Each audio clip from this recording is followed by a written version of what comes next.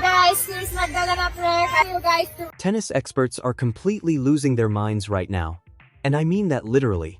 Journalists, tournament directors, marketing executives, fellow professionals, people who have spent decades in this sport, people who do not get emotional over rankings or hype are going on record saying things that have never been said before in the history of women's tennis. And it all comes down to one name. Also, she takes part of the learning experience. She's too good a player. She'll figure it out. Her resilience. Alex Eala, a 20-year-old Filipina, world number 42. And here is the headline that is breaking the internet right now. On the eve of her Italian Open campaign, a current WTA professional, not a retired legend, not a journalist sitting in a press box, but an active tour player who has spent over a decade competing in these same tournaments, walking these same locker rooms, watching real crowds at real events, just posted something publicly that stopped the entire tennis world cold. She said that if she were a tournament director, she would restructure her entire event around one single player. Not Aryna Sabalenka. Not Coco Gauff. Not Iga Swiatek. Alex Eala. So, before we get into what is actually happening in Rome tomorrow, stay with me because what I am about to show you, piece by verified piece, is something the tennis world has genuinely never seen before. my game plan, change directions and serve really well, so we'll see. Here are the only two facts you need to understand this story. First, Alex Eala enters the 2026 Italian Open ranked WTA number 42, with a career high of number 29 reached just 6 weeks ago in March. Her first-round opponent is Magdalena Fręch of Poland, and that match is tomorrow. Second, in January 2026, the WTA sanctioned the very first professional women's tennis tournament ever held on Philippine soil, the Philippine Women's Open, a WTA 125 event, and that tournament exists entirely because of one person. The WTA itself stood up and called the inaugural event a resounding success. Now here is the tension that is driving every single expert crazy. She is ranked 42nd in the world and she just caused an entirely new country to enter the WTA Tour map. The ranking system and the cultural reality are not describing the same player. And that gap, that specific gap between what the algorithm says and what the real world is doing, is what this entire video is about. Magdalena Fręch of Poland. Professional tennis has operated on one fundamental assumption for over 5 decades. The higher your ranking, the bigger the stage you deserve, and the bigger the crowd you draw. Ranking equals relevance.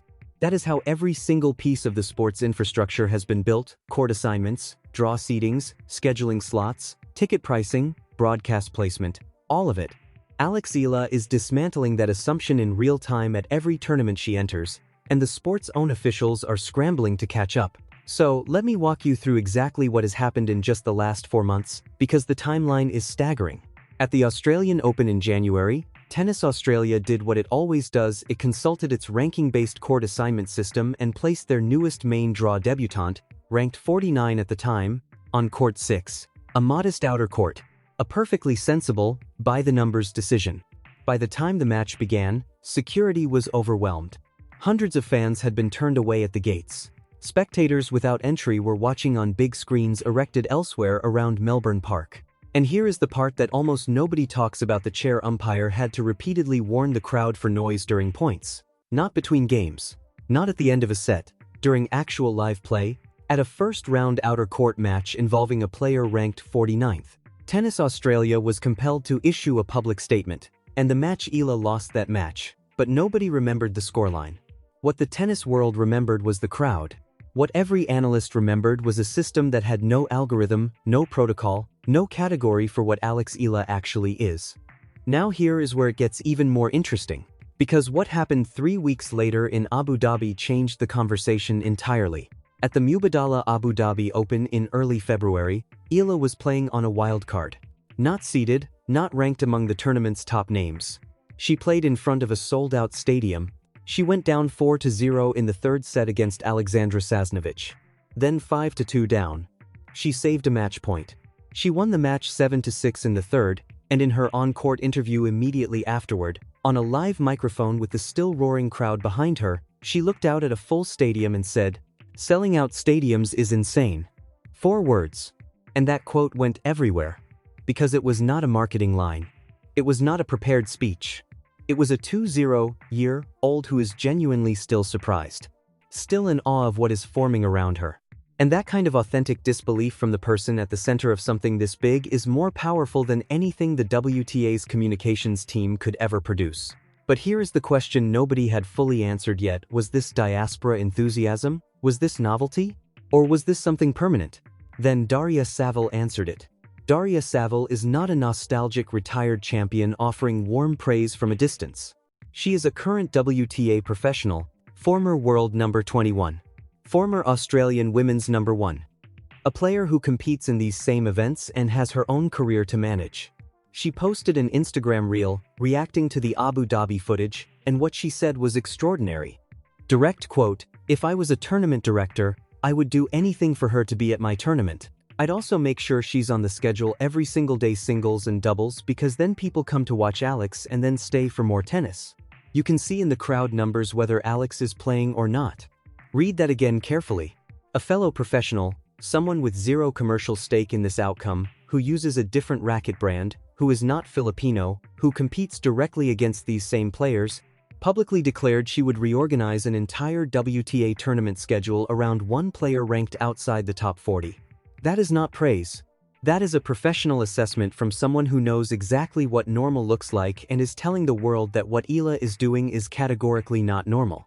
And here is where the story gets even bigger. By March 2026 at Indian Wells, the pattern had solidified into something that could no longer be explained away. Reports from the BNP Paribas Open described Eala drawing practice session crowds that outshone those gathered for Carlos Alcaraz and Coco Gauff, the two biggest box office names in all of contemporary tennis combined. Not bigger than one of them, bigger than both of them. At practice. And after her opening round win, Eala herself told Front Office Sports, "I did not expect this sort of fan base rallying behind me, but it's an incredible privilege to have. That humility is not performance." She is a 20-year-old still processing the gap between where she sits on the ranking list and what she generates in the real world every time she shows up. Then Forbes published something that put the full scale of this into perspective. Forbes interviewed Jean-Christophe Verbourg, the global sports marketing director for Babolat, the racket company that sponsors Eala, and the same company that once sponsored Li Na.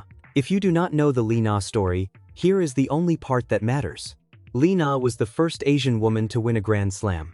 When she won the 2011 French Open, over 116 million people in China watched the final. Her success transformed China from a marginal tennis market into the WTA's single largest market.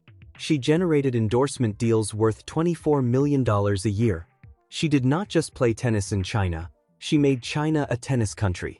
Verbourg told Forbes about Eala, "I would say it's a little bit crazy what is happening with Alex because she's in theory from a small tennis country. Every single tournament she's playing, it's crazy how many people are watching her." This is the man who watched the Li Na effect unfold from inside his own boardroom. He is using the word crazy not as hyperbole but as the only available description for a phenomenon that his industry's own models cannot yet quantify. So if Li Na converted 1 billion Chinese fans into a WTA empire, what does Eala do for 115 million Filipinos at home and 10 million more already filling stadiums from Melbourne to Abu Dhabi to Indian Wells? And the voices are not coming from one echo chamber. They are not all Filipino fans or Philippine media outlets, though those audiences have every right to celebrate this loudly. Ben Rothenberg, the former New York Times tennis correspondent and author of the widely respected Bounces newsletter, arguably the single most credible English-language voice covering this sport, wrote on January 20, 2026 that Eala has become the most popular player in tennis right now, and it is not even particularly close. His article title, "Alex Eala is the most popular player in tennis right now." He did not write most popular emerging player. He did not write most popular from Southeast Asia.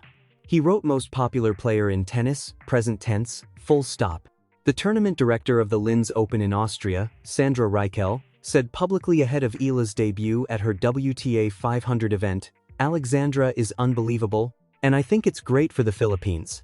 And the WTA's own senior communications director acknowledged on record that the organization is actively working to find a quote, "perfect balance between Eala's surging, media and sponsor demands and the long-term development of her career." Perfect balance. That is bureaucratic language, for we know we have something extraordinary, and we are trying very hard not to break it. Now here is what this channel will not do: pretend this is a fairy tale without friction. Because it absolutely is not. Eala's 2026 clay court season has been genuinely difficult. At the Miami Open in late March, she lost 0-6, 2-6 inches under an hour. At Stuttgart in April, she fell 1-6, 4-6 to Leylah Fernandez. At Madrid on April 24th, she lost 2-6, 1-6 to Elise Mertens. 3 consecutive heavy defeats with scorelines that do not flatter. At Linz in early April, she held a 5-1 lead in the second set against Jelena Ostapenko and watched it completely disappear. The clay is not giving her what the hard courts gave her. And that matters enormously because the Italian Open is clay, Roland Garros is clay. This is the real test. Former world number 4 and tennis analyst Greg Rusetsky put it simply, she's too good a player. She'll figure it out. What I like is her resilience. And here is the evidence that he is right. After the Madrid loss, rather than withdrawing from Rome to rest or protect ranking points, Eala went straight back to the Rafa Nadal Academy in Mallorca. She put in the work. She entered the Italian Open main draw not as a wild card, not as a qualifier but as WTA number 42, earning her place directly. The crowds filling her courts are not going anywhere. The question Rome and then Paris will answer is whether the player matching those crowds is arriving in full. And so here is where we land. Alex Eala has not simply had a remarkable season, she has exposed a fundamental gap between how professional tennis measures value and how the real world actually experiences it. The ranking system said Court 6 Melbourne. The crowd said thousands. The ranking system said wildcard Abu Dhabi. The crowd said sold out. The ranking system said number 49 Indian Wells practice courts. The crowd said louder than Alcaraz. Daria Saville from inside the locker room, with the full credibility of a fellow professional, said she would do anything to have Eala at her tournament. Ben Rothenberg, with the full credibility of the sport's most trusted journalist, said she is the most popular player in tennis and it is not even close. And Eala herself stood in a sold-out stadium in Abu Dhabi on a live microphone, fresh from saving a match point, looked out at a crowd she still cannot quite believe she draws, and said exactly 4 words that captured everything. Selling out stadiums is insane. Tomorrow she walks onto the clay of Rome. The Italian Open begins. Roland Garros is next. The seeding threshold is within reach. And the story is not in its final chapter. It is not even close to its final chapter. So drop your answer in the comments right now. Is Alex Eala already the most important player in women's tennis today? Or does she need a Grand Slam title before she truly earns that crown? Because the experts are going off, the crowds are showing up, and Rome starts tomorrow.